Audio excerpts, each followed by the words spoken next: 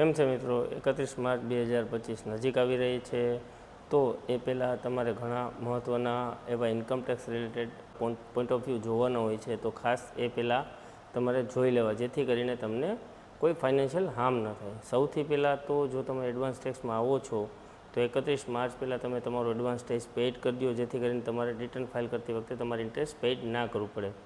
બીજી વસ્તુ, જો તમે ઓલ્ડ રિઝીમમાં રહેવા માગો છો તો તમારા LIC કે XYZ કોઈ પણ તમે ઇન્વેસ્ટમેન્ટ દેખાડ્યો છે તમારા HRને, જેથી કરીને તમારું ટેક્સ તેને એ ઓલ્ડ રિઝીમ પ્રમાણે કાપ્યું હોય છે, તો ખાસ 31 માર્ચ પહેલાં તે તમે પેડ અપ કરી દો, જેથી કરીને તમે તેનું એ વર્ષમાં ઇન્વેસ્ટમેન્ટ લઈ શકો.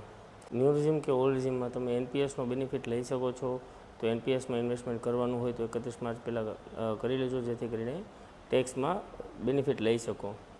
અને ખાસ જો તમે શેર માર્કેટમાં જો તમારું પોર્ટફોલિયો છે અને અત્યારના રિસન્ટલી તમે એમાં પ્રોફિટ કરેલા છો અને હોલ્ડિંગ શેર ઉપર લોસ જાય છે, તો તે સેલ આઉટ કરી 31 માર્ચે અને 1 એપ્રિલે તમે તે શેર પરચેસ કરી લો, જેથી કરીને તમને ગયા વર્ષમાં તે લોસનો બેનિફિટ મળે.